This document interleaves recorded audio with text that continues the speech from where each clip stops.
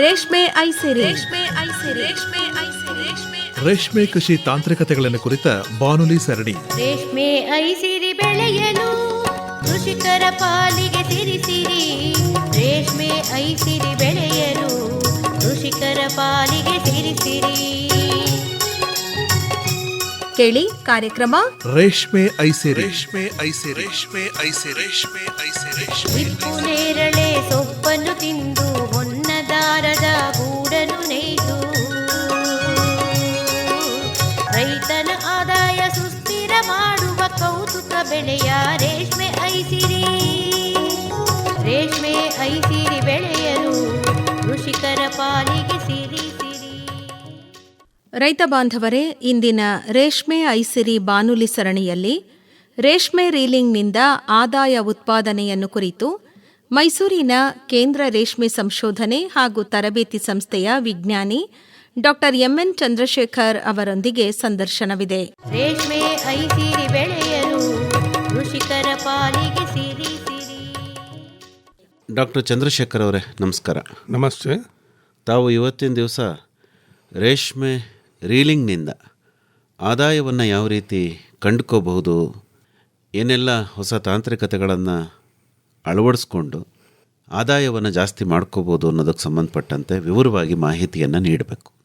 ಏನಂದರೆ, ಇವತ್ತು ರೇಷ್ಮೆ ಇಂಡಸ್ಟ್ರಿಯಿಂದ ಯಾವ ಥರ ನಾವು ಆದಾಯ ಗಳಿಸ್ಬೋದು ಅನ್ನೋದ್ರ ಬಗ್ಗೆ ನಾನು ಮಾಹಿತಿ ಕೊಡೋದಕ್ಕೆ ಇಷ್ಟಪಡ್ತೀನಿ.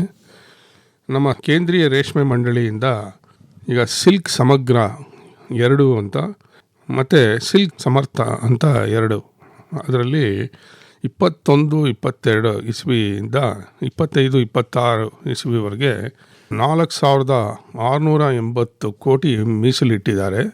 ಅದರಲ್ಲಿ ಯಾವ್ಯಾವ ಇಂಡಸ್ಟ್ರಿಗೆ ಎಷ್ಟೆಷ್ಟು ಅಂತ ನಾನು ಸ್ವಲ್ಪ ಮಾಹಿತಿ ಕೊಡ್ತೀನಿ. ಇದರಲ್ಲಿ ಚರಕ ಇಂಡಸ್ಟ್ರಿ ಹಾಕಬೇಕು ಅಂದರೆ ಅದಕ್ಕೆ ನಾವು ಸಹಾಯ ಮಾಡಲ್ಲ, ಯಾಕೆಂದರೆ ಅದು ತುಂಬ ಪ್ರಿಮಿಟಿವ್ ಅಂದ್ಬಿಟ್ಟು ಅದರಲ್ಲಿ ಕ್ವಾಲಿಟಿ ಏನು ಇಂಪ್ರೂವ್ ಆಗಲ್ಲ ಅಂತ ನಾವು ಅದಕ್ಕೆ ಏನು ಅಂತ ಸೌಲಭ್ಯ ಕೊಡಲ್ಲ. ಚರಕ ಇಂಡಸ್ಟ್ರಿ ಹಾಕಬೇಕು ಅಂದರೆ ನಿಮಗೆ ಒಂದು 70,000-80 ಸಾವಿರ ರೂಪಾಯಿ ಒಂದು 6 ಬೇಸಿನಿಗೆ ಬೇಕಾಗುತ್ತೆ. ಅದರಲ್ಲಿ 7-8 kg ಡೈಲಿ ಪ್ರೊಡಕ್ಷನ್ ತೆಗಿಬೋದು. 4,000-5,000 ರೂಪಾಯಿವರೆಗೂ ಅದು 1 kgಗೆ ಮಾರಾಟ ಆಗುತ್ತೆ ನೂಲು. ತಿಂಗಳಿಗೆ ಒಂದು 20,000-30,000ವರೆಗೂ ಆದಾಯ ಗಳಿಸ್ಬೋದು. ಅದೇ ಥರ ಕಾಟೇಜ್ ಬೇಸಿನ್ ಇಂಡಸ್ಟ್ರಿ, ಅದು ಸ್ವಲ್ಪ ಅದಕ್ಕಿಂತ ಚರ್ಕಾಗಿಂತ ಸ್ವಲ್ಪ ಉತ್ತಮವಾದದ್ದು. ಅದರಲ್ಲೂ ನಮಗೆ ಅಂಥ ಒಳ್ಳೆಯ ಗುಣಮಟ್ಟದ ರೇಷ್ಮೆ ನೂಲು ಬರೋದಿಲ್ಲ. ಅದಕ್ಕಾಗಿ ನಮ್ಮ ಕೇಂದ್ರೀಯ ಮಂಡಳಿಯಿಂದ ಅದಕ್ಕೂ ಏನು ಉತ್ತೇಜನ ಸೌಲಭ್ಯ ಇಲ್ಲ. ಅದರಲ್ಲಿ ನಾವು ಡೈಲಿ 12 kgವರೆಗೂ ದಾರ ತೆಗಿಬೋದು. ಆಮೇಲೆ ಅದು 4,000-5,000 ರೂಪಾಯಿವರೆಗೂ 1 kgಗೆ ಮಾರಾಟ ಆಗುತ್ತೆ ರೇಷ್ಮೆ. ತಿಂಗಳಿಗೆ ಒಂದು 30,000-40,000ವರೆಗೂ ಆದಾಯ ಗಳಿಸ್ಬೋದು. ನೆಕ್ಸ್ಟು ಮಲ್ಟಿ ಎಂಡ್ ರೀಲಿಂಗ್ ಮಿಷಿನ್ಸ್ಗೆ ನಮ್ಮ ರೇಷ್ಮೆ ಮಂಡಳಿಯಿಂದ 10 ಬೇಸಿನ್ನಿಗೆ 75% ಮಿಷನರಿ ಮೇಲೆ ಸಬ್ಸಿಡಿ ಕೊಡ್ತೀವಿ. ಮ್ಯಾಕ್ಸಿಮಮ್ ಎಷ್ಟು ಅಂದರೆ 15.57 ಲಕ್ಷದವರೆಗೂ. ಇದರಲ್ಲಿ ನಾವು 15 HP ಎಲೆಕ್ಟ್ರಿಸಿಟಿ ಲೋಡ್ ಬೇಕಾಗುತ್ತೆ. ಆಮೇಲೆ ಡೈಲಿ ಒಂದು 15 kg ಸಿಲ್ಕ್ ತೆಗಿಬೋದು. ತಿಂಗಳಿಗೆ ಒಂದು 50,000-70,000ವರೆಗೂ ಆದಾಯ ಗಳಿಸ್ಬೋದು. ಮತ್ತು ಈಗ ಲೇಟೆಸ್ಟು ಆಟೋಮ್ಯಾಟಿಕ್ ರೀಲಿಂಗ್ ಮಿಷಿನ್ಸಲ್ಲಿ 120 ಎಂಡ್ಸ್ ಅಂದರೆ 12 ಬೇಸಿನ್ಸ್ಗೆ ನಾವು ಮ್ಯಾಕ್ಸಿಮಮ್ 29.36 ಲಕ್ಷ ಅಂದರೆ 29,36,000 ರೂಪಾಯಿ ಸಬ್ಸಿಡಿ ಕೊಡ್ತೀವಿ. ಇದರಲ್ಲಿ 18 kgವರೆಗೂ ರಾ ಸಿಲ್ಕ್ ಪ್ರೊಡ್ಯೂಸ್ ಮಾಡ್ಬೋದು. ಇದಕ್ಕೆ ಬಿಲ್ಡಿಂಗ್ ಸೈಜು ಸಹ 3,500 ಸ್ಕ್ವೇರ್ ಫೀಟ್ ಇರಬೇಕು. ಆಮೇಲೆ ಅಪ್ ಟು 1.5 ಲಕ್ಷದಿಂದ 1.25 ಲಕ್ಷದವರೆಗೂ ಆದಾಯ ಗಳಿಸ್ಬೋದು ತಿಂಗಳಿಗೆ. ಆಮೇಲೆ ಆಟೋಮ್ಯಾಟಿಕ್ ರೀಲಿಂಗ್ ಮಿಷಿನಲ್ಲೇ 200 ಎಂಡು ಅಂದರೆ 20 ಬೇಸಿನ್ನಿಗೆ ನಾವು ಮಿಷನರಿ ಸಬ್ಸಿಡಿ 75% 64,43,000 ರೂಪಾಯಿವರೆಗೂ ಸಬ್ಸಿಡಿ ಕೊಡ್ತೀವಿ. ಅದರಲ್ಲಿ ಬಿಲ್ಡಿಂಗ್ 6,000 ಸ್ಕ್ವೇರ್ ಫೀಟ್ ಬೇಕಾಗುತ್ತೆ. ರಾ ಸಿಲ್ಕ್ ಪರ್ ಡೇ 30 kgವರೆಗೂ ಪ್ರೊಡ್ಯೂಸ್ ಮಾಡ್ಬೋದು. ತಿಂಗಳಿಗೆ ಆದಾಯ 2.25 ಲಕ್ಷದಿಂದ 3.5 ಲಕ್ಷದವರೆಗೂ ದುಡಿಬೋದು. ಮತ್ತು ಈಗ 440 ಬೇಸಿನ್ ಆಟೋಮ್ಯಾಟಿಕ್ ರೀಲಿಂಗ್ ಮಿಷಿನ್ನಿಗೆ ನಾವು ಮಿಷನರಿ ಸಬ್ಸಿಡಿ 75% 1,12,12,00,000 25,000 ಸಬ್ಸಿಡಿ ಕೊಡ್ತೀವಿ. ಇದಕ್ಕೆ ಬಿಲ್ಡಿಂಗ್ ಸೈಜ್ ಎಷ್ಟಿರಬೇಕು ಅಂತಂದರೆ 12,000 square feet.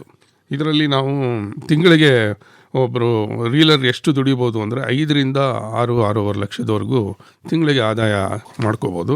Next automatic reeling machine 2,000 ends ಅಂದರೆ 200 ಬೇಸಿನ್ನು.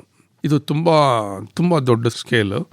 ಇದರಲ್ಲಿ ನಾವು 2,39,00,000 ಸಬ್ಸಿಡಿ ಕೊಡ್ತೀವಿ. ಇದಕ್ಕೆ ಬಿಲ್ಡಿಂಗ್ ಸೈಜ್ ಎಷ್ಟಿರಬೇಕು ಅಂದರೆ 55,000 ಸ್ಕ್ವೇರ್ ಫೀಟ್ ಇರಬೇಕು. ದಿನಕ್ಕೆ ರೇಷ್ಮೆ 300 kgವರೆಗೂ ತೆಗಿಬೋದು. ಅದರಲ್ಲಿ ತಿಂಗಳಿಗೆ 25ರಿಂದ 30 ಲಕ್ಷ ಆದಾಯ ಗಳಿಸ್ಬೋದು. ನೆಕ್ಸ್ಟು ಈ ರೇಷ್ಮೆ ಇಂಡಸ್ಟ್ರಿನಲ್ಲಿ ಪ್ಯೂಪಾ ಬೈ ಪ್ರಾಡಕ್ಟ್ಸು, ಆ ಪ್ಯೂಪಾನ ಎಲ್ಲೆಲ್ಲಿ ಉಪಯೋಗಿಸ್ತಾರೆ ಅಂದರೆ ಡ್ರಗ್ ಡೆಲಿವರಿ ಸಿಸ್ಟಮಲ್ಲಿ ಉಪಯೋಗಿಸ್ತಾರೆ, ಬಯೋಮೆಡಿಕಲ್ ಅಪ್ಲಿಕೇಶನ್ಸಲ್ಲಿ ಉಪಯೋಗಿಸ್ತಾರೆ, ಫುಡ್ ಪ್ರೊಸೆಸಿಂಗ್ಸಲ್ಲಿ ಉಪಯೋಗಿಸ್ತಾರೆ, ಫುಡ್ ಸಪ್ಲಿಮೆಂಟ್ಸಲ್ಲಿ ಉಪಯೋಗಿಸ್ತಾರೆ, ಆ್ಯಂಟಿ ಒಬೆಸಿಟಿ ಅಂದರೆ ಯಾರು ದಪ್ಪ ಇರ್ತಾರೆ ಅವರು ಸಣ್ಣ ಆಗೋದಕ್ಕೆ ಅದರಲ್ಲಿ ಉಪಯೋಗಿಸ್ತಾರೆ. ಆಮೇಲೆ ವೂಂಡ್ ಹೀಲಿಂಗ್ ಅಂದರೆ ಗಾಯ ವಾಸಿ ಆಗೋದಕ್ಕೆ ಅದರಲ್ಲಿ ಉಪಯೋಗಿಸ್ತಾರೆ. ಟಿಶ್ಯೂ ಇಂಜಿನಿಯರಿಂಗಲ್ಲಿ ಅದರಲ್ಲಿ ಕೆಲವು ಪ್ರಾಡಕ್ಟ್ಸ್ನು ಕೈಟಿನ್ ಮತ್ತು ಕೈಟೋಸಾನ್ ಅಂತ ಈ ಪ್ರಾಡಕ್ಟ್ಸ್ ಎಲ್ಲ ತೆಗೆದು ಅದನ್ನು ಇದರಲ್ಲಿ ಉಪಯೋಗಿಸ್ತಾರೆ. ಅದಕ್ಕೂ ನಮ್ಮ ಇದರಲ್ಲಿ ಒಂದು ಪ್ರಾಜೆಕ್ಟಿಗಿದೆ. ಪ್ರಾಜೆಕ್ಟ್ ಕಾಸ್ಟ್ಗೆ 50 ಲಕ್ಷ ಪ್ರಾಜೆಕ್ಟ್ ಕಾಸ್ಟ್ಗೆ ನಾವು ಮ್ಯಾಕ್ಸಿಮಮ್ ಮಿಷನರಿ ಸಬ್ಸಿಡಿ 17 ಲಕ್ಷ ಕೊಡ್ತೀವಿ ಪ್ಯೂಪಾ ಪ್ರೊಸೆಸಿಂಗ್ಗೆ. ನೆಕ್ಸ್ಟು ಟ್ವಿಸ್ಟಿಂಗ್ ಯೂನಿಟ್ 480 ಸ್ಪಿಂಡಲ್ಸ್ಗೆ ಮಿಷನರಿ ಸಬ್ಸಿಡಿ ಮ್ಯಾಕ್ಸಿಮಮ್ 8.25 ಲಕ್ಷ ಕೊಡ್ತೀವಿ. ಇದರಲ್ಲಿ ನಮಗೆ ಬಿಲ್ಡಿಂಗ್ ಸೈಜ್ 2,400 ಸ್ಕ್ವೇರ್ ಫೀಟ್ ಬೇಕು. ಹಾಗೆ ಪವರ್ 37 HP ಬೇಕು. ಆಮೇಲೆ ಹ್ಯಾಂಡ್ಲೂಮ್ಸಲ್ಲೂ 20 ಹ್ಯಾಂಡ್ಲೂಮ್ಸ್ಗೆ ನಾವು 26,48,000 ಮಿಷನರಿ ಸಬ್ಸಿಡಿ ಕೊಡ್ತೀವಿ. ಸೊ ಇದರಲ್ಲಿ ದಿನಕ್ಕೆ 6.5 ಸ್ಯಾರೀಸ್ ಮಾಡ್ಬೋದು ಒಂದು ದಿನಕ್ಕೆ. ಪವರ್ ಲೂಮ್ಸ್ಗೇನು ನಾವು ಸಬ್ಸಿಡಿ ಕೊಡಲ್ಲ, ಯಾಕಂದರೆ ನಾವು ಬರೀ ಹ್ಯಾಂಡ್ಲೂಮ್ಸ್ ಮಾತ್ರ ಎನ್ಕರೇಜ್ ಮಾಡ್ತೀವಿ, ಪವರ್ ಲೂಮ್ಸ್ಗೆ ಎನ್ಕರೇಜ್ ಮಾಡಲ್ಲ. ಅದೇ ಥರ ಕಂಪ್ಯೂಟರ್ ಏಡೆಡ್ ಟೆಕ್ಸ್ಟೈಲ್ ಡಿಸೈನ್ ಅಂತ ಅದಕ್ಕೆ ಮತ್ತು ಕಾರ್ಡ್ ಪಂಚಿಂಗಿಗೆ ಸಬ್ಸಿಡಿ ನಾವು 5,18,000 ಕೊಡ್ತೀವಿ. ಆಮೇಲೆ ಡೈಯಿಂಗ್ ಯೂನಿಟ್ಸ್ ಅಂದರೆ ಕಲರ್ ಹಾಕೋದಕ್ಕೆ ಅದಕ್ಕೆ ನಾವು ಒಂದು ಟಬ್ ಡೈಯಿಂಗ್ ಯೂನಿಟ್ ಅನ್ನೋದಕ್ಕೆ ಅದಕ್ಕೆ 7.5 ಲಕ್ಷ ಸಬ್ಸಿಡಿ ಇದೆ. ಎಲ್ಲ ಮಿಷನರಿ ಸಬ್ಸಿಡೀಸೇ. ಅದೇ ಥರ ಆರ್ಮ್ಡ್ ಡೈಯಿಂಗ್ ಯೂನಿಟ್ ಅಂತಿದೆ, ಅದಕ್ಕೆ ನಾವು ಸಬ್ಸಿಡಿ 18 ಲಕ್ಷ ಕೊಡ್ತೀವಿ.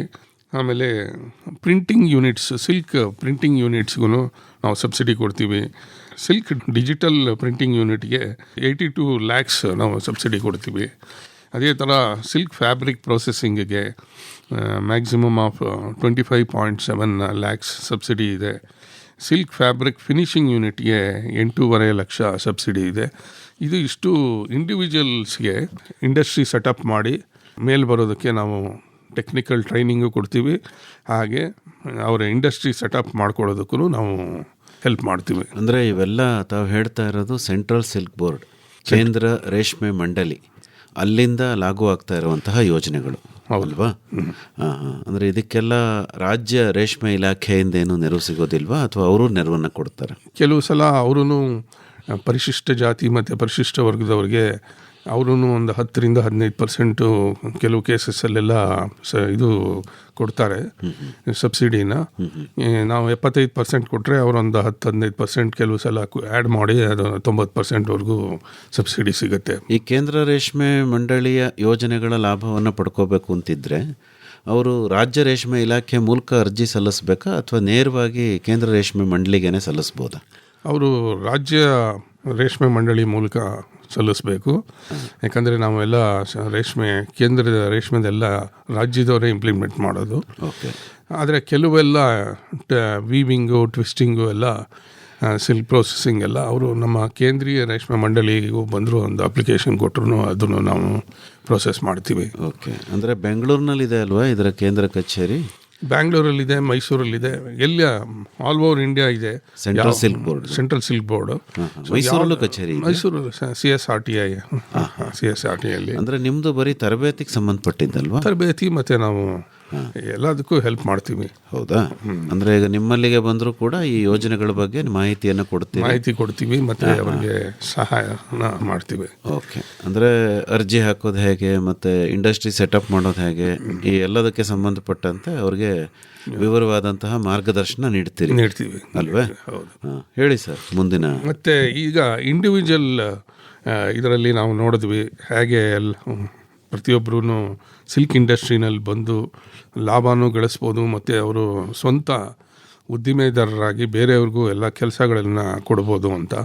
ಮತ್ತು ಈಗ ಕಾರ್ಪೊರೇಟ್ ಥರ ಹೇಗೆ ಅಂದರೆ ನಮ್ಮ ಸೊಸೈಟಿ ಕೋಆಪ್ರೇಟಿವ್ ಸೊಸೈಟೀಸ್ ಥರ ವರ್ಕ್ ಮಾಡಿದ್ರೆ ನಮ್ಮ ಲಾಭಗಳು ಇದಕ್ಕೆ ಓವರ್ ಹೆಡ್ಸ್ ಅಂತೀವಿ. ಇದು ನಮ್ಮ ಸಿಲ್ಕ್ ಪ್ರೊಡಕ್ಷನ್ಗೂ ಇದಕ್ಕೂ ಸಂಬಂಧನೇ ಇಲ್ಲ.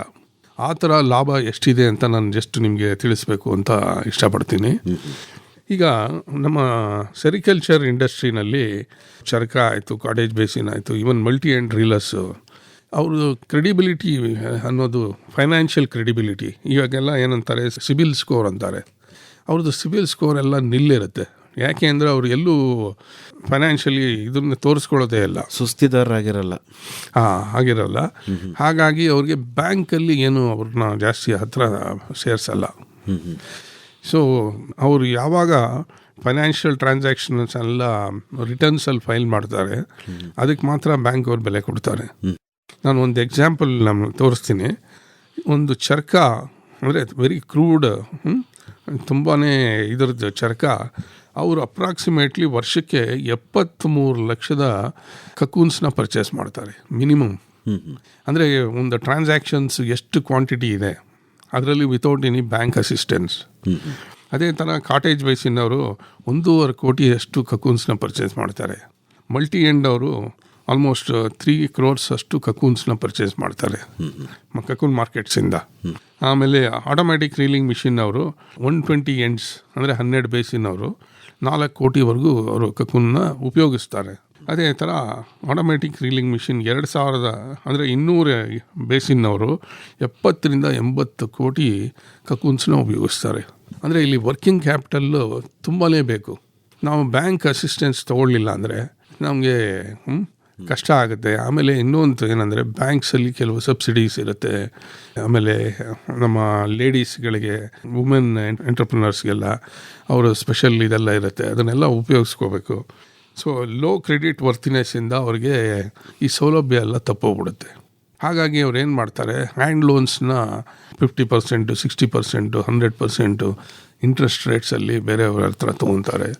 ಹಾಗಾಗಿ ಅವರು ಬಡತನದಲ್ಲೇ ಇರ್ತಾರೆ ಅವರು, ಮೋಸ್ಟ್ ಆಫ್ ದ ರೀಲರ್ಸು. ಸೊ ಇದನ್ನು ನಾವು ತಪ್ಪಿಸ್ಬೇಕು. ಇದನ್ನು ನಾವು ಭಾಳಷ್ಟು ಟ್ರೈ ಮಾಡಿದ್ದೀವಿ. ಆಮೇಲೆ ಸಿಲ್ಕ್ ಬೋರ್ಡಿಂದ ಭಾಳಷ್ಟು ನಾವು ಇದಕ್ಕೆಲ್ಲ ನಾವು ಹೆಲ್ಪ್ ಮಾಡ್ತೀವಿ. ನೆಕ್ಸ್ಟು ಒಂದು ಟ್ರಾನ್ಸ್ಪೋರ್ಟೇಷನ್ ಕಾಸ್ಟ್ ಇದೆಯಲ್ಲ, ಈಗ ಒಂದೊಂದು ವಿಲೇಜ್ಗೂ ಒಂದು ರೀಲರ್ಸ್ ಇರೋ ವಿಲೇಜ್ಗಳಿಗೆ ಕಕೂನ್ ಮಾರ್ಕೆಟ್ಸಿಂದ ರಾಮನಗರದಲ್ಲಿ ಆಯಿತು, ಶಿಡ್ಘಟ್ಟ ಆಯಿತು, ಕೊಳ್ಳೇಗಾಲ ಆಯಿತು, ಕಕೂನ್ ಮಾರ್ಕೆಟಿಂದ ಒಂದು 15 ಕಿಲೋಮೀಟರ್ ದೂರದಲ್ಲಿ ಇರ್ತಾರೆ. ಅದಕ್ಕೆ ದಿನ 2,000 3,000 kg ಅವರು ಟ್ರಾನ್ಸ್ಪೋರ್ಟ್ ಮಾಡ್ತಾರೆ. ಅದರಲ್ಲಿ ನಮ್ಗೆ ₹1 ಉಳಿಸಿದ್ರು 1 ಕಿಲೋಗೆ ಟ್ರಾನ್ಸ್ಪೋರ್ಟೇಷನಲ್ಲಿ ನಾವು ವರ್ಷಕ್ಕೆ 10 ಲಕ್ಷ ರೂಪಾಯಿವರೆಗೂ ನಾವು ಉಳಿಸ್ಬೋದು. ಅದೇ ಥರ ನಾವು ರಾ ಸಿಲ್ಕ್ ಮಾರಾಟ ಮಾಡೋದಕ್ಕೆ ಎಕ್ಸಾಂಪಲ್ ಕೊಳ್ಳೇಗಾಲದಲ್ಲಿ ತೊಗೊಂಡ್ರೆ ಮಂಗಳವಾರ ಶುಕ್ರವಾರ ಅವರು ಬೆಂಗಳೂರಿಗೆ ಹೋಗ್ತಾರೆ. ಆಲ್ಮೋಸ್ಟ್ ಒಂದು 50-60 ರೀಲರ್ಸ್ ಹೋಗ್ತಾರೆ. ಒಬ್ಬ ಒಂದು ದಿನಕ್ಕೆ ಹೋಗೋದಕ್ಕೆ ಮಿನಿಮಮ್ ₹1,000 ಖರ್ಚು ಅಂದ್ರೂ 50-60 ಜನಕ್ಕೆ ಎಷ್ಟಾಯಿತು. ಅದರಲ್ಲಿ ನಾವು ಒಂದು ಸೊಸೈಟಿ ಮೂಲಕ ಒಂದು 5 ಜನ 4 ಜನ ರೆಪ್ರೆಸೆಂಟ್ ಮಾಡಿದ್ರೆ ಅಲ್ಲೇ ಲಕ್ಷಾಂತರ ರೂಪಾಯಿ ನಾವು ಉಳಿಸ್ಬೋದು. ಹಾಗೆಯೇ ಸಿಲ್ಕ್ ಇದುವರೆಗೂ ಬ್ರ್ಯಾಂಡಿಂಗ್ ಅನ್ನೋದೇ ಮಾಡಿಲ್ಲ ಇವರು. ಇದುವರೆಗೂ ಯಾರಿಗೂ ಗೊತ್ತೇ ಇಲ್ಲ ಸಿಲ್ಕ್ ಯಾವುದು. ಈಗ ನಾನು ಸೂರತ್ಗೆ ಹೋಗಿದ್ದೆ ರೀಲರ್ಸ್ನ ಕರ್ಕೊಂಡು, ಅಲ್ಲಿ ಯಾವುದೋ ಸುಮಾ ಸಿಲ್ಕ್ಸ್ ಅಂತಿತ್ತು. ಆ ಸುಮಾ ಸಿಲ್ಕ್ಸ್ ಯಾರೋ ಮಾರಾಟ ಮಾಡೋರು ಕೊಳ್ಳೇಗಾಲದವರು, ಅವ್ರಿಗೆ ಗೊತ್ತಿಲ್ಲ ಅದು ಅಲ್ಲಿಗೆ ಹೋಗುತ್ತೆ ಅಂತ. ಅಂದರೆ ನಾವು ಬ್ರ್ಯಾಂಡಿಂಗ್ ಎಷ್ಟು ಇಂಪಾರ್ಟೆಂಟ್ ಅಂದರೆ ಅದರಲ್ಲಿ ನಾವು ವ್ಯಾಲ್ಯೂ ಅಡಿಷನ್ಸ್ ಅನ್ನೋದನ್ನು ಜಾಸ್ತಿ ಮಾಡ್ಕೊಬೋದು. ಅದನ್ನು ನಾವು ಶುರು ಮಾಡಿಸ್ಬೇಕು. ಅಂದರೆ ಪ್ರತಿಯೊಬ್ಬ ರೀಲರು ಬ್ರ್ಯಾಂಡ್ ಮಾಡ್ಬೋದು ಅಂತಲೇ? ಪ್ರತಿಯೊಬ್ಬ ರೀಲರ್ ಮಾಡ್ಬೋದು. ಬೈ ಚಾನ್ಸ್ ಅವ್ರಿಗೆ ನಾಲೆಡ್ಜ್ ಇಲ್ಲ ಅಂದರೆ ಒಂದೊಂದು ವಿಲೇಜ್ ಅವರು ಸೇರಿಕೊಂಡು ಒಂದು 20-30 ಜನ ಒಂದು ಬ್ರ್ಯಾಂಡಲ್ಲಿ ವಿತ್ ಕ್ವಾಲಿಟಿ ಪ್ಯಾರಾಮೀಟರ್ಸ್ನೆಲ್ಲ ಪ್ರಿಂಟ್ ಮಾಡಿ, ಏನು ಕ್ವಾಲಿಟಿ ಇದೆ ಅದು ಸಿಲ್ಕ್ ಅದನ್ನೆಲ್ಲ ಪ್ರಿಂಟ್ ಮಾಡಿದ್ರೆ ಬೈಯರ್ಸ್ಗೆ ಕಾನ್ಫಿಡೆನ್ಸ್ ಜಾಸ್ತಿ ಆಗುತ್ತೆ. ಅವರು ಒಂದು 20-30 ರೂಪಾಯಿ ಕಣ್ಣು ಮುಚ್ಕೊಂಡು ಎಕ್ಸ್ಟ್ರಾ ಕೊಡ್ತಾರೆ ಬ್ರ್ಯಾಂಡಿಂಗಿಗೆ. ಅಂದರೆ ತಾವು ಹೇಳ್ತಾ ಇರೋದು ಈ ಬ್ರ್ಯಾಂಡಿಂಗು ರೇಷ್ಮೆ ನೂಲಿಗೆ, ರೇಷ್ಮೆ ನೂಲಿಗೆ, ರೇಷ್ಮೆ ಬಟ್ಟೆಗಲ್ಲ, ರೇಷ್ಮೆ ನೂಲಿಗೆ, ನೂಲನ್ನೇ ಬ್ರ್ಯಾಂಡ್ ಮಾಡಬೇಕು ಅಂತ ತಾವು ಹೇಳೋದು. ಹೌದು. ಮೇವು ಮೆಲುಕು. ಮೇವಿನ ಬೆಳೆಗಳ ಬೇಸಾಯ ತಾಂತ್ರಿಕತೆಗಳನ್ನು ಕುರಿತ ಬಾನುಲಿ ಸರಣಿ ಪ್ರತಿ ಬುಧವಾರ ಸಂಜೆ 6:50ಕ್ಕೆ ಕೃಷಿರಂಗದಲ್ಲಿ. ಸಹಯೋಗ ವಲಯ ಕೃಷಿ ಸಂಶೋಧನಾ ಕೇಂದ್ರ ವಿಸಿ ಫಾರಂ ಮಂಡ್ಯ. ಜನವರಿ 8ರಂದು ಮೇವಿನ ಬೆಳೆಗಳ ಸುಧಾರಿತ ಬೀಜೋತ್ಪಾದನಾ ತಾಂತ್ರಿಕತೆಗಳನ್ನು ಕುರಿತು ಮಂಡ್ಯದ ವಿಸಿ ಫಾರಂ ವಲಯ ಕೃಷಿ ಸಂಶೋಧನಾ ಕೇಂದ್ರದ ಸಹಾಯಕ ಬೀಜೋತ್ಪಾದನಾ ತಜ್ಞರಾದ ಡಾಕ್ಟರ್ ಎ.ಬಿ. ನಾರಾಯಣ ರೆಡ್ಡಿ ಅವರೊಂದಿಗೆ ಸಂದರ್ಶನವಿದೆ. ಈ ಒಂದು ಮಂಡ್ಯ ಮೈಸೂರು ಲೋಕಲ್ಲು ಭಾಗದಲ್ಲಿ ಯಥೇಚ್ಛವಾಗಿ ಡಿಮ್ಯಾಂಡ್ ಇರತಕ್ಕಂತಹ ತಳಿಗಳು, ಬೇಸಿಗೆಗೆ ಜಯ ವೆರೈಟಿ, ಮುಂಗಾರಿಗೆ MTU 1001 ತಳಿ, IR 64 ತಳಿಯನ್ನು ಕೂಡ ನಾವು ಸುಮಾರು ಒಂದೊಂದು ತಳಿ 2,000 to 2,500 ಕ್ವಿಂಟಾಲಷ್ಟು ಉತ್ಪಾದನೆಯನ್ನು ಮಾಡಿ ರೈತರಿಗೆ ಸೇಲ್ ಮಾಡ್ತೀವಿ. ನೆನಪಿಡಿ, ಮೇವು ಮೆಲುಕು. ಮೇವಿನ ಬೆಳೆಗಳ ಬೇಸಾಯ ತಾಂತ್ರಿಕತೆಗಳನ್ನು ಕುರಿತ ಬಾನುಲಿ ಸರಣಿ ಪ್ರತಿ ಬುಧವಾರ ಸಂಜೆ 6:50 ಕೃಷಿ ರಂಗದಲ್ಲಿ. ಎಷ್ಟೊಂದು ಸೌಂದರ್ಯವಿಲ್ಲಿದೆ, ಎಷ್ಟೊಂದು ಆನಂದವಿಲ್ಲಿದೆ. ನಾವು ಈಗ ಪ್ರತಿಯೊಂದು ಉದ್ದಿಮೆನಲ್ಲೂ ಈಗ 100% ರಿನ್ಯೂವಬಲ್ ಎನರ್ಜಿ, ಸೋಲಾರ್ ಎನರ್ಜೀಸು ಇದೆಲ್ಲ ಉಪಯೋಗಿಸ್ಕೊಂಡ್ರೆ ನಮಗೆ ಒಂದು 30-35% ನಮಗೆ ಫ್ಯೂಯಲ್ ಚಾರ್ಜಸ್ ಕಡಿಮೆ ಆಗುತ್ತೆ. ಅದೇನೇ ನಮಗೆ ಲಕ್ಷಾಂತರ ರೂಪಾಯಿ ಉಳಿತಾಯ ಆಗುತ್ತೆ ವರ್ಷಕ್ಕೆ. ಸೊ ಅದನ್ನೆಲ್ಲ ನಾವು ಕಂಪಲ್ಸರಿಯಾಗಿ ಮಾಡಬೇಕಾಗತ್ತೆ. ಆಮೇಲೆ ನೆಕ್ಸ್ಟು ನಮಗೆ ಪ್ರಾಬ್ಲಮ್ ಇರೋದು ಇಂಡಸ್ಟ್ರಿನಲ್ಲಿ ಒಂದು 50 kg ಸಿಗುತ್ತೆ. ಅದೇ ನನಗೆ 2,000 kg ಅದೇ ಕ್ವಾಲಿಟಿ ಬೇಕು ಅಂದರೆ ಸಿಗಲ್ಲ. ಯಾಕೆ ಅಂತಂದರೆ ಒಬ್ಬೊಬ್ರು ಇಂಡಿವಿಜುವಲ್ಲಾಗಿ ಮಾಡ್ತಿರ್ತಾರೆ. ಒಂದು 50 ಜನ ರೀಲರ್ಸು 50 kg ಮಾಡ್ತಾರೆ. ಬಟ್ ನನಗೆ ಬಲ್ಕಲ್ಲಿ ಬೇಕು ಅಂದಾಗ ಅದು ಸಿಗಲ್ಲ. So bulk quantity with quality ಅದು ಡೆಫಿನೆಟಾಗಿ ಒಂದು 20-30 ರೂಪಾಯಿ ಎಕ್ಸ್ಟ್ರಾ ಸಿಗುತ್ತೆ. ಅದರಲ್ಲಿ ನಾವು ಮಾರಾಟ ಆತನ ಸ್ಟ್ರಾಟಜೀಸ್, ಇವೆಲ್ಲ ಮಾರ್ಕೆಟಿಂಗ್ ಸ್ಟ್ರಾಟಜೀಸ್, ಅದನ್ನು ನಾವು ಮಾಡಿಕೊಂಡ್ರೆ ಡೆಫಿನೆಟಾಗಿ ನಮಗೆ ಲಕ್ಷಾಂತರ ರೂಪಾಯಿ ಆದಾಯ ಹೆಚ್ಚಾಗುತ್ತೆ. ನೆಕ್ಸ್ಟು ಈಗೆಲ್ಲ ಇಂಟರ್ನೆಟ್ ಪ್ಲ್ಯಾಟ್ಫಾರ್ಮ್ಸ್ ಇದೆ, commerce platforms. For example government ಅವ್ರದ್ದು MSTC ಕಾಮರ್ಸ್ ಪ್ಲ್ಯಾಟ್ಫಾರ್ಮ್ ಅಂತ. ನಾವು ಏನೇ ನಮ್ಮ ಪ್ರಾಡಕ್ಟ್ಸ್ ರೈತರದ್ದಿದ್ರೂ ಅದರಲ್ಲಿ ಮಾರಾಟ ಮಾಡಿದ್ರೆ ಡೆಫಿನೆಟಾಗಿ ನಾವು ಅದರಲ್ಲಿ ಲಾಭ ಅನ್ನೋದು ಸಿಗುತ್ತೆ. ಸೊ ಅದನ್ನು ಶುರು ಮಾಡಬೇಕು ಈಗಲೇ, ಅಟ್ಲೀಸ್ಟ್ ಈಗಿಂದ ಶುರು ಮಾಡಿದ್ರೆ. ಅದಕ್ಕೆ ಮೇ ಬಿ ಒಳ್ಳೆ ಪ್ಯಾಕೇಜಿಂಗ್ ಮೆಟೀರಿಯಲ್ ಹಾಕಬೇಕಾಗತ್ತೆ, ಒಳ್ಳೆ ಅಟ್ರಾಕ್ಟಿವ್ ಮೆಟೀರಿಯಲ್ಸು. ಯಾಕೆ ಪ್ಯಾಕೇಜಿಂಗ್ ಅಂತಂದರೆ ಟ್ರಾನ್ಸ್ಪೋರ್ಟೇಷನಲ್ಲಿ ಏನೂ ಡ್ಯಾಮೇಜಸ್ ಆಗಬಾರ್ದು. ಸೊ ಈ ಥರ ಎಲ್ಲ ನಾವು ಅಡಾಪ್ಷನ್ ಮಾಡಿಕೊಂಡ್ರೆ ಡೆಫಿನೆಟಾಗಿ ಈಗ ಸೋರೋಗ್ತಾ ಇದೆ ಇವೆಲ್ಲ ಲಾಭಗಳು. ಅದನ್ನೆಲ್ಲ ನಾವು ಹಿಡಿದಿಟ್ಕೊಂಡ್ರೆ ಡೆಫಿನೆಟಾಗಿ ತುಂಬ ಶ್ರೀಮಂತ ಉದ್ದಿಮೆ. ನಾವು ಅದಕ್ಕೆ ಅಷ್ಟೇ ಬೆಲೆ ಕೊಡಬೇಕು. ಇದು ಬಡವರ ಉದ್ದಿಮೆ ಅಲ್ಲ, ಶ್ರೀಮಂತರ ಉದ್ದಿಮೆ ಇದು. ಅಂದರೆ ರೀಲಿಂಗಿಗೆ ಸಂಬಂಧಪಟ್ಟಂತಹ ತಾಂತ್ರಿಕತೆಗಳು ಸಾಕಷ್ಟಿದ್ದಾವೆ. ಹಾಗಾಗಿ ಅದನ್ನು ಸರಿಯಾದ ರೀತಿಯಲ್ಲಿ ಉಪಯೋಗಿಸ್ಕೊಂಡು ಉದ್ದಿಮೆನ ಮಾಡ್ಕೋಬೇಕು ಅನ್ನೋದು ತಾವು ಹೇಳೋದು. ಹೌದಲ್ವಾ? ಈಗ ಅದಕ್ಕಾಗಿ ಯೋಜನೆಗಳಿದೆ, ಅದರ ಲಾಭವನ್ನು ಕೂಡ ಪಡ್ಕೋಬೇಕು. ಈ ಹೊಸ ತಾಂತ್ರಿಕತೆಗಳ ಬಗ್ಗೆ ಹೇಳಿ ಸರ್, ಏನೆಲ್ಲ ತಾಂತ್ರಿಕತೆಗಳಿದ್ದಾವೆ? ತಾಂತ್ರಿಕತೆಗಳಲ್ಲಿ ಈಗ ನಮಗೆ ಮಲ್ಟಿ ಎಂಡ್ ರೀಲಿಂಗ್ ಮಿಷಿನ್ ಇದೆ. ರೀಲಿಂಗಲ್ಲಿ ಮಲ್ಟಿ ಎಂಡ್ ರೀಲಿಂಗಲ್ಲಿ ನಮಗೆ ದೊಡ್ಡ ಪ್ಯಾಕೇಜ್, ಅದರಲ್ಲಿ ನಮಗೆ ರೈತರದ ಹತ್ರ ಕಕೂನ್ ಬಂದ ತಕ್ಷಣ ಅದನ್ನು ನಾವು ತಗೊಂಡು ಫಸ್ಟು ಆಟೋಮ್ಯಾಟಿಕ್ ಸಾರ್ಟಿಂಗ್ ಮಾಡ್ತೀವಿ. ಸಾರ್ಟಿಂಗ್ ಮಾಡಿ ಆಟೋ ಡ್ರೈಯರಲ್ಲಿ ಇಟ್ಟು ಡ್ರೈ ಮಾಡ್ತೀವಿ. ಅಂದರೆ ಸಾರ್ಟಿಂಗ್ ಅಂದರೆ ಒಳ್ಳೆ ಗೂಡು ಬೇರೆ ಮಾಡ್ತೀವಿ, ಅದರಲ್ಲಿ ಯಾವುದು ನೂಲು ಬಿಚ್ಚೋಕ್ಕಾಗಲ್ಲ ಆ ಥರದ ಗೂಡನ್ನೆಲ್ಲ ಸಪ್ರೇಟ್ ಮಾಡ್ತೀವಿ. ಅದನ್ನು ಮಾಡಿಬಿಟ್ಟು ಡ್ರೈ ಮಾಡಿ, ಸರಿ ಡ್ರೈ ಮಾಡಿದ್ಮೇಲೆ ಒಳ್ಳೆ ಸ್ಟೋರೇಜ್ ಮಾಡ್ತೀವಿ. ಸ್ಟೋರೇಜ್ ಮಾಡಿದ್ಮೇಲೆ ನಾವು ಮೇಜರಾಗಿ ಕುಕ್ಕಿಂಗ್ ಟೆಕ್ನಿಕ್ಸಲ್ಲಿ ನಮಗೆ 3 pan ಕುಕ್ಕಿಂಗ್ ಟೆಕ್ನಿಕ್ಸ್ ಇದೆ. ಈಗೆಲ್ಲ ಕನ್ವೇಯರ್ ಬೆಲ್ಟ್ ಕುಕ್ಕಿಂಗ್ ಟೆಕ್ನಾಲಜಿ ಇದೆ. ಆಮೇಲೆ ಕನ್ವೇಯರ್ ಪರ್ಮಿಯೇಷನ್ ಚೇಂಬರ್ ಅಂತ, ಕುಕ್ಕಿಂಗಿಗೆ ಮುಂಚೆನೇ ಅದರಲ್ಲಿರೋ ಗಾಳಿನ ತೆಗಿತಾರೆ. ಕಕೂನಲ್ಲಿರೋ ಗಾಳಿನ ತೆಗೆದ್ರೆ ಸ್ವಲ್ಪ ನೀರು ಅಲ್ಲಿ ಒಳಗಡೆ ಹೋಗುತ್ತೆ. ಆಗ ನಮಗೆ ವೆಟ್ಟಿಂಗ್ ಆದಾಗ ಯೂನಿಫಾರ್ಮ್ ಕುಕ್ಕಿಂಗ್ ಆಗುತ್ತೆ, ಅದರಿಂದ ವೇಸ್ಟೇಜ್ ಜಾಸ್ತಿ ಬರಲ್ಲ.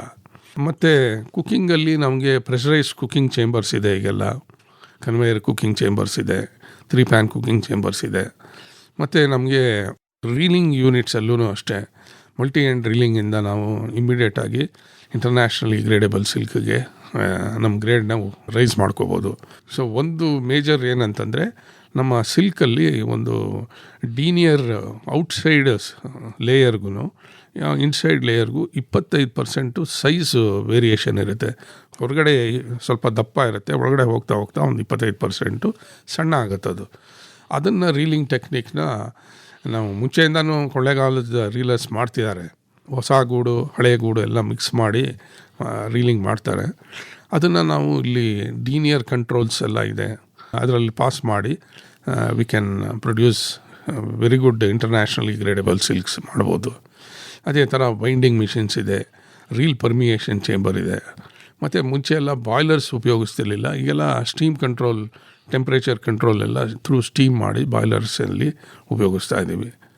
ಸೊ ಹೀಗಾಗಿ ನಮಗೆ we are able to produce internationally gradable silk ಅಂತ. ರೇಷ್ಮೆ ಕೃಷಿಯಿಂದ ಹಿಡಿದು ಅಂತಿಮವಾಗಿ ಸೀರೆವರೆಗೂ ಇಲ್ಲಿ ವೈಯಕ್ತಿಕ ಪ್ರಯತ್ನಗಳೇ ಜಾಸ್ತಿ.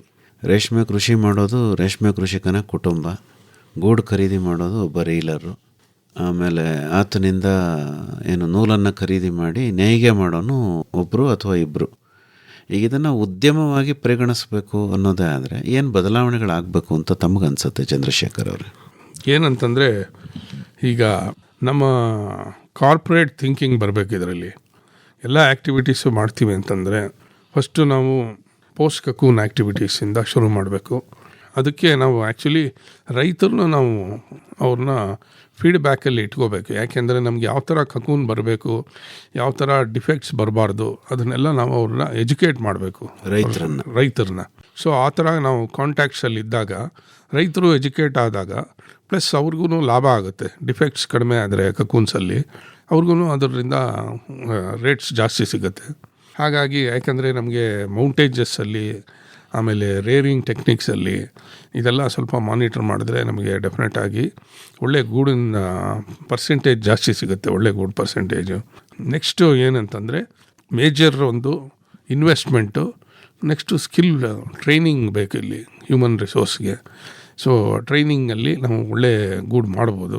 ಅಂದರೆ ನನ್ನ ಪ್ರಶ್ನೆ ಇದ್ದಿದ್ದು ಇದನ್ನು ಗುಂಪು ಮಾಡಿದ್ರೆ, ಈಗ ರೇಷ್ಮೆ ಬೆಳೆಗಾರರೆಲ್ಲ ಸೇರಿಕೊಂಡು ಒಂದು ಸಂಘಟನೆ ಮಾಡಿಕೊಂಡ್ರೆ, ನೂಲು ಬಿಚ್ಚಾಣದಾರರೆಲ್ಲ ಸೇರಿಕೊಂಡು ಒಂದು ಸಂಘಟನೆ, ಈ ತರಹ ಬೇರೆ ಬೇರೆ ಹಂತಗಳದ್ದು ಸಂಘಟನೆ ಮಾಡಿಕೊಂಡು ಪರಸ್ಪರ ಮ್ಯೂಚುವಲ್ ಆಗಿ ಒಂದು ಒಪ್ಪಂದಕ್ಕೆ ಬಂದು ಒಳ್ಳೆಯ ಗುಣಮಟ್ಟದ ಗೂಡನ್ನು ರೈತ ಬೆಳೆಯೋ ಹಾಗೆ, ಒಳ್ಳೆಯ ಗುಣಮಟ್ಟದ ನೂಲನ್ನು ನೂಲು ಬಿಚ್ಚಾಣಿಕೆದಾರ ಬಿಚ್ಚೋ ಹಾಗೆ, ಅಂಥ ಗುಣಮಟ್ಟದ ನೂಲಿನಿಂದ ವಸ್ತ್ರವನ್ನು ಒಬ್ಬ ನೇಕಾರ ನೇಯೋ ಹಾಗೆ, ಆ ತರಹ ಮಾಡಿಕೊಂಡ್ರೆ ಒಂದು ರೀತಿಯಲ್ಲಿ ಎಲ್ಲರಿಗೂ ಕೂಡ ಆದಾಯದ ಹಂಚಿಕೆ ಸಮನಾಗಿ ಆಗುತ್ತೆ ಅಂತ ತಮಗನ್ಸೋದಿಲ್ವ? ಅದು ದಿ ಬೆಸ್ಟ್ ಸೊಲ್ಯೂಷನ್. ಯಾಕೆ ಅಂದರೆ ಪ್ರತಿಯೊಬ್ಬರು ಅವರವರ ಕಾರ್ಪೊರೇಟ್ ಥಿಂಕಿಂಗ್ ಟೈಪ್ ಆಗುತ್ತದು. ಸೊಸೈಟೀಸ್ ಮಾಡಿಕೊಂಡು ಒಂದು 100-200 ರೀಲರ್ಸ್ ಆಯಿತು, ಫಾರ್ಮರ್ಸ್ ಆಯಿತು. ಈವನ್ ಫಾರ್ಮರ್ಸೂ ಅವರು ಲಾಭ ಜಾಸ್ತಿ ಮಾಡ್ಕೋಬೋದು. ನಮ್ಮ ಪ್ರಧಾನಮಂತ್ರಿಯವರು ಲಾಭನ ದುಪ್ಪಟ್ಟು ಮಾಡ್ತೀವಿ ಅಂತಂದು ಹೀಗೇನೆ. ಈಗ ಸಪೋಸ್ ಒಂದು ವಿಲೇಜಲ್ಲಿ 50 ಜನ ರೈತರಿದ್ದರೆ 50 ಜನನೂ ಮಾರ್ಕೆಟ್ಗೆ ಹೋಗೋ ನೆಸೆಸಿಟಿ ಇಲ್ಲ. ಅದರಲ್ಲಿ 4-5 ಜನ ಹೋದರೆ 45 ಜನದ್ದು ಟ್ರಾನ್ಸ್ಪೋರ್ಟೇಷನ್ ಕಾಸ್ಟ್ ಉಳಿಯುತ್ತೆ. ಅಲ್ಲ, ಮದ್ದೂರಲ್ಲಿ ಪ್ರಯೋಗಾತ್ಮಕವಾಗಿ ಇದನ್ನು ಈಗಾಗಲೇ ಮಾಡಿಬಿಟ್ಟಿದ್ದಾರೆ. ಯಾರೋ ಒಬ್ಬ ರೈತ ಒಂದು ವೆಹಿಕಲ್ನ ತೊಗೊಂಡು ಮಾರುಕಟ್ಟೆಗೆ ಹೋಗ್ತಾನೆ, ಒಂದೇ ಬಾರಿಗೆ ಎಲ್ಲರ ಗೂಡು ಕೂಡ ಕಟಾವಿಗೆ ಬರೋ ರೀತಿ ತೊಗೊಂಡು ಹೋಗೋದು. ಈಗ ತಾವೇ ಹೇಳಿದಾಗೆ ಅಲ್ಲಿ ಹಣದ ಉಳಿತಾಯ ಆಗುತ್ತೆ, ಶ್ರಮನೂ ಕೂಡ ಕಡಿಮೆ ಆಗುತ್ತೆ. ಹೌದು. ಮತ್ತು ನಾವು ಇನ್ನೂ ಒಂದು ಮಾಡ್ಬೋದು.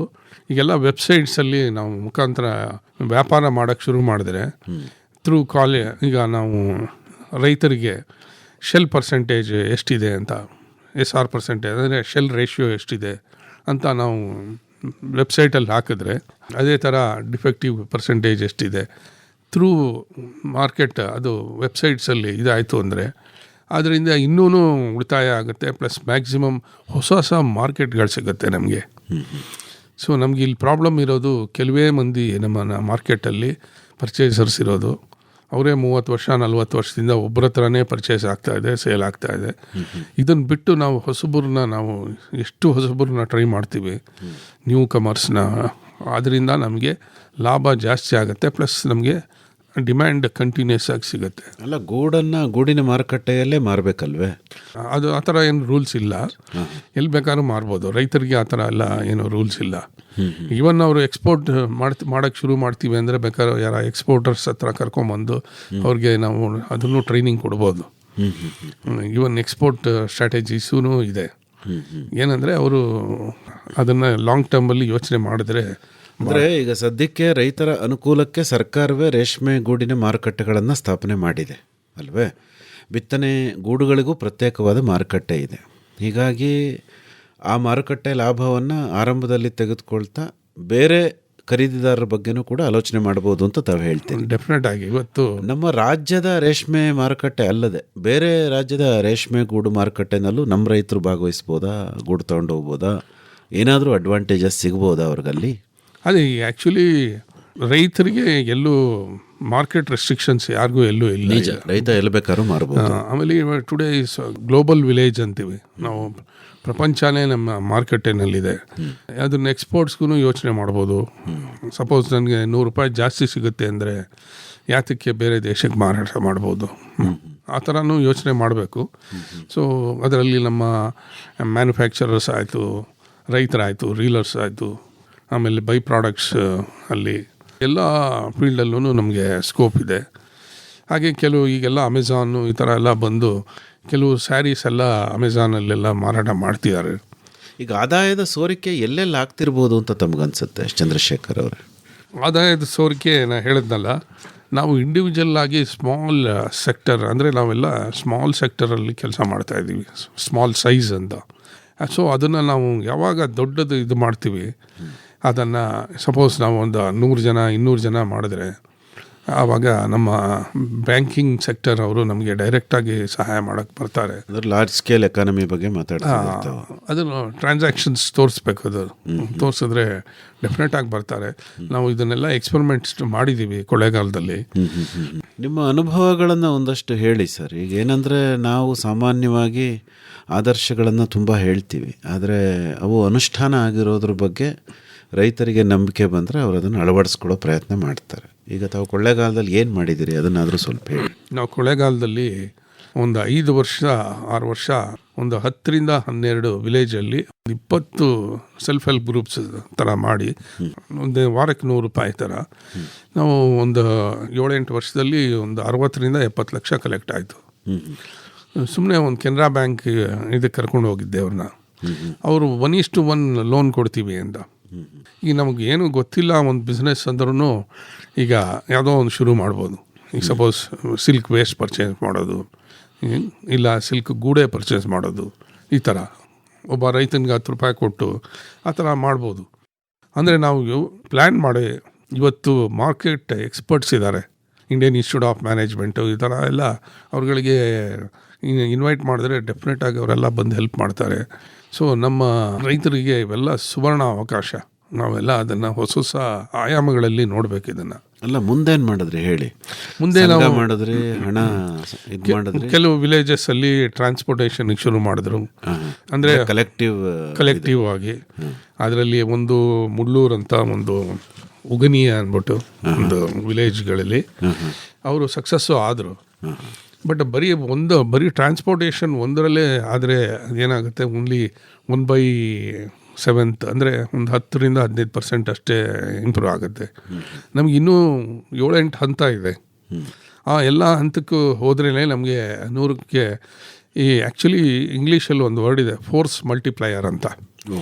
ಅಂದರೆ ಒಂದು ಕೆಲಸ ಮಾಡಿದ್ರೆ ನನಗೆ 7-8 ರಿಸಲ್ಟ್ಸ್ ಬರಬೇಕು. ಬರೀ ಒಂದು ಕೆಲಸಕ್ಕೆ ಒಂದೇ ರಿಸಲ್ಟ್ ಅಲ್ಲ.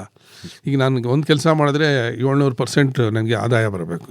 ಆ ಥರ ಮಾಡ್ಬೋದು ಸಿಲ್ಕ್ ಇಂಡಸ್ಟ್ರಿನಲ್ಲಿ. ಸೊ ಅದಕ್ಕೆ ಎಲ್ಲರೂ ಗಮನ ಹರಿಸಿದ್ರೆ ಡೆಫಿನೆಟ್ಟಾಗಿ ನಾವು ಭಾಳಷ್ಟು ಶ್ರೀಮಂತ ಉದ್ದಿಮೆ ಇದು. ಅಲ್ಲ, ಆಯಿತು. ಈಗ ರೀಲರ್ಗಳ ಜೊತೆ ಏನಾದರೂ ತಾವು ಕೆಲಸ ಮಾಡಿದ್ದೀರಾ? ಮಾಡಿದ್ದೀವಿ. ಅನುಭವ ಹಂಚ್ಕೊಳ್ಳಿ. ರೀಲರ್ಗಳ ಜೊತೆ ನಾವು ಇದರಲ್ಲೆಲ್ಲ ಅನುಭವ ಮಾಡಿದ್ವಿ. ಒಂದು 20 ರೀಲರ್ನ ನಾನು ಇದಕ್ಕೆ ಕರ್ಕೊಂಡೋಗಿದ್ದೆ, ಸೂರತ್ಗೆ, ಝರಿ ಸಿಲ್ಕ್ಗೆ, ಅವ್ರಿಗೆ ಮ್ಯಾನುಫ್ಯಾಕ್ಚರಿಂಗ್ಗೆ. ಅಲ್ಲಿ ಏನಾಯಿತು, ಒಬ್ಬರು 2-3 ಡೇಸ್ ಅಲ್ಲೆಲ್ಲ ಶಿಡ್ಲಘಟ್ಟದವ್ರಿಗೆ ಸಪ್ಲೈ ಮಾಡ್ತಿದ್ದಾರೆ. ಅದಕ್ಕೆ 16-18 ಡೀನಿಯರ್ ಬೇಕು. ಅಂದರೆ ತುಂಬಾ ಅವ್ರಿಗೆ ಫೈನ್ನೆಸ್ ಬೇಕು, ಯೂನಿಫಾರ್ಮಿಟಿ. ಅದು ಕೆಲವು ಸಿಲ್ಕ್ನೆಲ್ಲ ನಾವು ಟೆಸ್ಟ್ ಮಾಡಿ ತೊಗೊಂಡು ಅಲಾಂಗ್ ವಿತ್ ಟೆಸ್ಟ್ ಸರ್ಟಿಫಿಕೇಟ್ಸ್ ತೊಗೊಂಡೋಗಿದ್ವಿ. ಅಲ್ಲಿ ಯಾರೋ ಒಬ್ಬರು ಪ್ರೊಡ್ಯೂಸರು ಈ ಸರಿ ಮ್ಯಾನುಫ್ಯಾಕ್ಚರರ್ ಹತ್ರ ಹೋದರೆ ಅಲ್ಲೊಂದು ಅಸೋಸಿಯೇಷನ್ ಇದೆ ಸೂರತ್ತಲ್ಲಿ, ಅಲ್ಲಿಗೆ ಹೋಗಿ ಕಾಂಟ್ಯಾಕ್ಟ್ ಮಾಡಿದ್ವಿ. ಅವರು ಒಂದು 100 ಜನದ ಅಡ್ರೆಸ್ ಕೊಟ್ಟರು. ನಾವೆಲ್ಲ 100 ಜನದ ಹತ್ರ ಹೋಗಿದ್ವಿ. ಒಬ್ಬರು ಏನಂದರು, ತಿಂಗಳಿಗೆ ನನಗೆ 600 kg ಸಪ್ಲೈ ಮಾಡಿ $200 ಎಕ್ಸ್ಟ್ರಾ ಕೊಡ್ತೀನಿ ಅಂತ. ಅಂದರೆ ನಾನು $100 $200 ಕಣ್ಣು ಮುಚ್ಕೊಂಡು ಬ್ಯಾಂಗ್ಳೂರು ರೇಟಲ್ಲಿ ಏನು ನಡೀತಿದೆ ಅದಕ್ಕಿಂತ ಜಾಸ್ತಿ ಕೊಡ್ತೀನಿ ಅಂತ. ಏನಂತಂದರೆ ನನ್ನ ಸಜೆಷನ್, ಕೊಳ್ಳೇಗಾಲದ ರೈತರಿಗೆಲ್ಲ ನಾನು ಏನು ಹೇಳಿದೆ, ಒಂದು 5-10 ಜನ ಸೇರಿ ಅಲ್ಲೊಂದು ಅಂಗಡಿ ಓಪನ್ ಮಾಡಿ, ಅಲ್ಲಿಗೆ ನಿಮ್ಮ ಅಂಗಡಿಗೆ ಅಲ್ಲಿ you send it your products, ಅಲ್ಲಿಂದ ಅವ್ರಿಗೆ ಸಪ್ಲೈ ಮಾಡಿಕೊಡಿ. Because of that you will also get paid. ಈಗ ಇದನ್ನು ಬಿಟ್ಟು ಬೇರೆ ಸ್ಕಿಲ್ಸು ಅವ್ರು ಕಲಿಬೇಕು, ಆಗಲೇ ಅವರು ಸಕ್ಸಸ್ ಆಗೋದು. ಈಗ ಪ್ರಾಬ್ಲಮ್ ಇರೋದು ಏನಂದರೆ ಪಾಪ ಅವ್ರಿಗೆ ಆ ಸ್ಕಿಲ್ಸ್ ಬಿಟ್ಟು ಬೇರೆ ಸ್ಕಿಲ್ಸಲ್ಲಿ ಕಲಿಯೋದಕ್ಕೆ ಯಾರು ಕೊಡ್ತಾರೆ ಈ ಸ್ಕಿಲ್ ಟ್ರೈನಿಂಗ್ನ? ಅದೆಲ್ಲ ನಾವು ಮಾರ್ಕೆಟಲ್ಲಿ ಎನಿ ಇನ್ಸ್ಟಿಟ್ಯೂಷನ್ಸಲ್ಲಿ, ಈಗ ನಾವು ಸಿಲ್ಕ್ ಬೋರ್ಡಲ್ಲೇ ಪ್ಲ್ಯಾನ್ ಮಾಡ್ಬೋದು. ಇದನ್ನೆಲ್ಲ ಮಾಡಿ ನಿಮ್ಮ CSRTI ಸಂಸ್ಥೆ ನೀಡ್ತಾ ಇದೆಯಾ ಸರ್ ಈ ತರಹದ ತರಬೇತಿಯನ್ನು? ಡಿಮ್ಯಾಂಡ್ ಬಂತು ಅಂದರೆ ಮಾಡ್ತೀವಿ ನಾವು. ಹೌದಾ? ಅಂದರೆ ನಿಮ್ಮಲ್ಲಿ ಸೌಲಭ್ಯ ಇದೆ ಇದೆ ಮಾಡೋಕ್ಕೆ, ತಾಂತ್ರಿಕತೆಗಳನ್ನು ಕೊಡೋದಕ್ಕೆ ಅಲ್ವಾ? ನೀವೊಂದು ಇನ್ಕ್ಯುಬೇಷನ್ ಸೆಂಟರ್ ಕೂಡ ಮಾಡ್ತಾ ಮಾಡಿದ್ದೀವಿ ಅಲ್ವಾ? ಅಂದರೆ ರೀಲರ್ಗಳಾಗಲಿ, ನೇಯೋರಾಗಲಿ, ರೈತರಾಗಲಿ ಮುಂದೆ ಬಂದರೆ ಈ ತರಹದ ತರಬೇತಿಯನ್ನು ಕೂಡ ತಾವು ಕೊಡ್ತೀರವ್ರಿಗೆ? ಕೊಡ್ತೀವಿ ಅಲ್ವಾ? ಮತ್ತೆ ಇನ್ನೇನಾದರೂ ಅನುಭವಗಳಿದೆಯಾ ಚಂದ್ರಶೇಖರ್ ಅವ್ರದ್ದು? ಆದಾಯವನ್ನು ಅಭಿವೃದ್ಧಿ ಮಾಡಿಕೊಳ್ಳೋ ನಿಟ್ಟಿನತ್ತ ನಿಮ್ಮ ಚಿಂತನೆಗಳು, ಕಲ್ಪನೆಗಳು, ಆಲೋಚನೆಗಳು? ಡೈಲಿ ನಾವು ಒಬ್ಬರು ಹೊಸ ಕಸ್ಟಮರ್ನ ಹುಡುಕಬೇಕು. ರೀಲರ್ ಆಯಿತು, ವೀವರ್ ಆಯಿತು, ಟ್ರೇಡರ್ ಆಯಿತು, ಆಗಲೇ ನಮ್ಮ ಉದ್ದಿಮೆ ತುಂಬ ಮೇಲಕ್ಕೆ ಹೋಗುತ್ತೆ. ಆಮೇಲೆ ಎಲ್ರಿಗೂ ಎಜುಕೇಷನ್ ಅನ್ನೋದು ಕೊಡಬೇಕು ವಿತ್ ಗ್ಯಾರಂಟೀಡ್ಸ್ ಕ್ವಾಲಿಟಿ ಸರ್ಟಿಫಿಕೇಟ್ಸ್ ತೋರಿಸಿದ್ರೆ ನಮ್ಮ ಉದ್ದಿಮೆ ಡೆಫಿನೆಟಾಗಿ ಇನ್ನೂ ಭಾಳ ಎತ್ತರಕ್ಕೆ ಹೋಗುತ್ತೆ. Internationally we are going to become number 1 very soon. ಅದಕ್ಕೆ ನಾವು ತುಂಬ ಕಷ್ಟನೂ ಪಡಬೇಕು. ನಾವು ಎಲ್ಲರೂ ಮೇಲೆ ತೊಗೊಂಡು ಹಾಗೇ ಮುಂದೆ ಸಾಗ್ಬೋದು. ಈಗ ರೇಷ್ಮೆ ಏನಾಗಿದೆ, ಕೆಲವು ಸರಿ ಮಾರುಕಟ್ಟೆನಲ್ಲಿ ರೇಟ್ ಇಲ್ದಲೇ ಇದ್ದಾಗ ರೈತ ನಿರಾಶನಾಗ್ತಾನೆ, ರೇಟ್ ಇದ್ದಾಗ ಖುಷಿ ಪಡ್ತಾನೆ.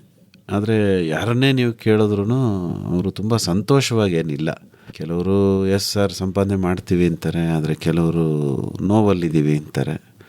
ಸೊ ಒಂದು ಒಳ್ಳೆಯ ಉದ್ದಿಮೆ, ಸ್ಕೈ ಇಸ್ ದ ಲಿಮಿಟ್ ಅಂತ ನೀವು ಹೇಳ್ತಿರುವಾಗ ಈ ತರಹದ ಮಿಶ್ರ ಅನುಭವಗಳು, ಅಭಿಪ್ರಾಯಗಳು ಯಾತಕ್ಕಾದ್ರೂ ಬರಬೇಕು ಅಂತ ನಾನು ಕೆಲವು ಸಲ ಹೇಳ್ತೀನಿ. ರೈತರೇನೆ ಅವರು ಒಂದು ನೆಕ್ಸ್ಟು ಇದಕ್ಕೆ ಫಾರ್ವರ್ಡ್ ಲಿಂಕೇಜಸ್ ಅಂತ, ಬ್ಯಾಕ್ವರ್ಡ್ ಲಿಂಕೇಜಸ್ ಅಂತಾರೆ. ರೈತರೇ ನಾವು ರೀಲಿಂಗೂ ಶುರು ಮಾಡ್ಬೋದು, ರೈತರೇ ನೆಕ್ಸ್ಟು ಟ್ವಿಸ್ಟಿಂಗು ಮಾಡ್ಬೋದು, ರೈತರೇ ಅದೇ ಥರ ವೀವಿಂಗು ಶುರು ಮಾಡ್ಬೋದು. ಅಂದರೆ ಫಾರ್ವರ್ಡ್ ಲಿಂಕೇಜಸ್ಸಲ್ಲಿದ್ದಾಗ ಇಲ್ಲಿ ನೆಕ್ಸ್ಟ್ ಇದಕ್ಕೆ ನಮಗೆ ಇಲ್ಲಿ ಕಡಿಮೆ ರೇಟಲ್ಲಿ ಸಿಕ್ಬಿಡುತ್ತೆ ರೀಲಿಂಗಿಗೆ. ಸೊ ಅಲ್ಲಿ ಲಾಭ ಗಳಿಸ್ಬೋದು. ಸೊ ಅಂದರೆ ನಾವು ಅಪ್ ಟು ಕನ್ಸ್ಯೂಮರ್ವರೆಗೂ ಪ್ಲ್ಯಾನ್ ಮಾಡಬೇಕು. ಎಲ್ಲಿ ಲಾಭ, ಯಾರು ಕೊಡ್ತೀಯಾರ ಲಾಭ, ಅಲ್ಲಿ ಅವನ ಹತ್ರವರೆಗೂ ನಾವು ಹೋಗೋಕ್ಕೆ ಪ್ಲ್ಯಾನ್ ಮಾಡಬೇಕು. ಸೊ ಇವತ್ತು ಎಲ್ಲ ಎವ್ರಿಥಿಂಗ್ ಈಸಿಯಾಗಿ ಮಾಡ್ಬೋದು. ಯಾಕಂದರೆ ಟೆಕ್ನಾಲಜಿ ಒಂದೇ ಅಲ್ಲ, ನಮಗೆ ಅದೇ ಥರ ರಿಸೋರ್ಸಸ್ಸು ನಮ್ಮ ಕೈಯಲ್ಲೇ ಇದೆ. ಆಮೇಲೆ ನಾಲೆಡ್ಜು ಅಷ್ಟೇ ಈಸಿಯಾಗಿ ಸಿಗ್ತಾ ಇದೆ. ದಯವಿಟ್ಟು ಎಲ್ಲರೂ ಉಪಯೋಗಿಸ್ಕೋಬೇಕು.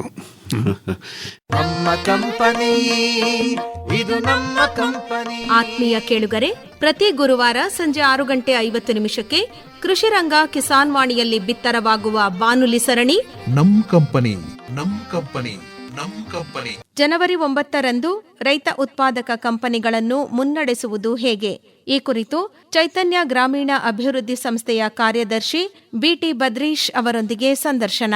ಅದು ಎಷ್ಟು ಶಕ್ತಿ ಅಂತ ಹೇಳಿದ್ರೆ, ಒಂದು ಲೋಡ್ ಅಡಿಕೆ ಕಳಿಸ್ಬೇಕು ಉತ್ತರ ಭಾರತಕ್ಕೆ ಅಂತ ಹೇಳಿದ್ರೆ $1.25 ಕೋಟಿ ಬೇಕು ಒಂದು ಲೋಡ್ ಕಳಿಸ್ಲಿಕ್ಕೆ.